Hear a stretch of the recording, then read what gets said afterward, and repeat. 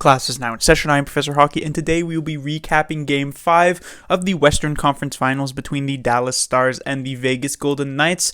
And in tonight's game, the Vegas Golden Knights were looking to stave off elimination, get a victory here, force a Game 6, and try to gain some ground in the series that they were trailing 3-1.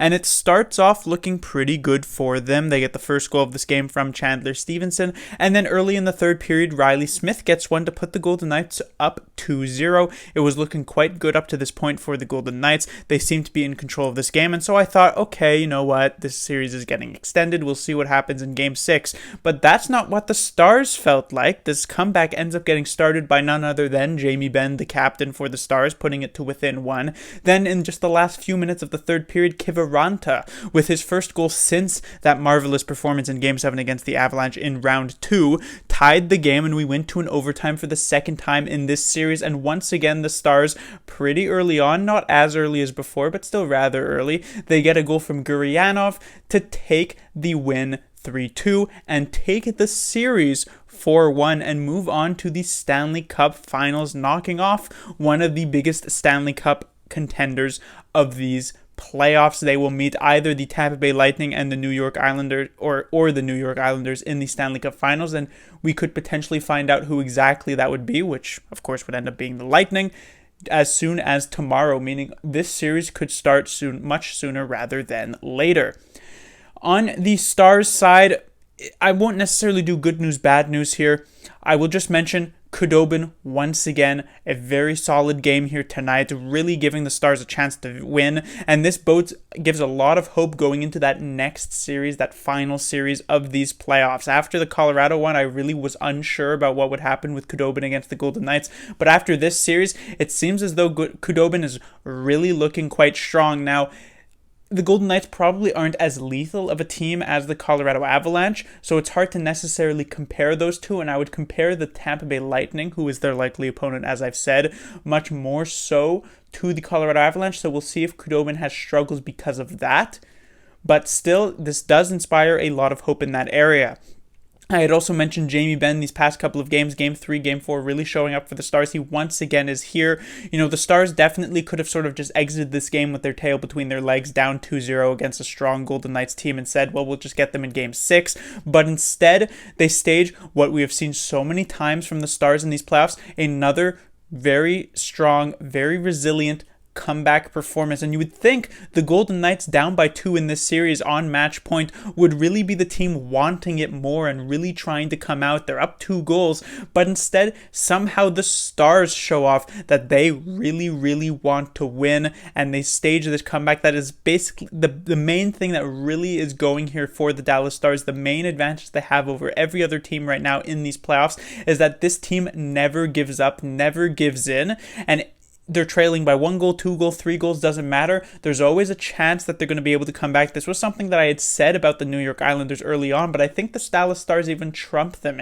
in this area of their game. In terms of bad news, I don't think there's going to really be any bad news here for the Dallas Stars after this victory. Yeah, there's probably a few suspect things on this team, but right now celebrating here this Game 5 series victory against the Golden Knights and moving on to the Stanley Cup Finals for the first time in a long time for this team.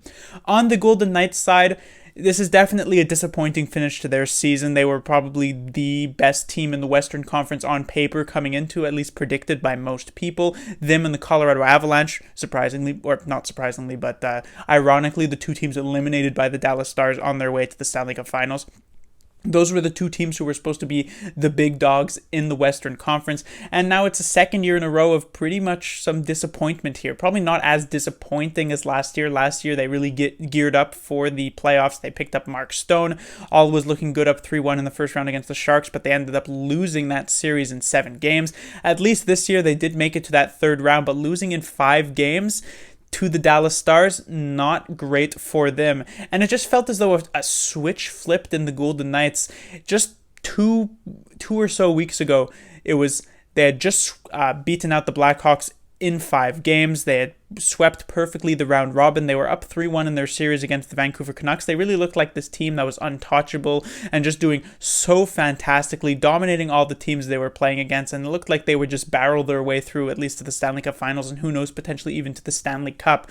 But in that Game 5 against the Canucks, I have no idea what happened, but since then, they've played 8 games, including that Game 5 against the Canucks, and only in a single one did they manage to score more than just 2 goals. And usually the golden rule to win a game in hockey, especially in the playoffs, is to score at least 3, and they only did that a single time in those 8 games, and unsurprisingly, they only won 2 of those 8. So I have no idea what happened to this Golden Knights offense seemingly overnight, but it really just fell off a cliff and never really recovered. The defense maintained its solid form throughout, and the goaltending from Lehner maintained its solid form throughout, but I don't know what happened with Karlsson, Marchessault, Smith, Pacioretty, Stone, all these players, but they suddenly just stopped. It was a strange phenomenon here for the Golden Knights. Now, of course, moving forward, while this team is not as young as like a Vancouver or Colorado, they are still pretty young. Most of their players are around the age of 30, like Stone, like Smith,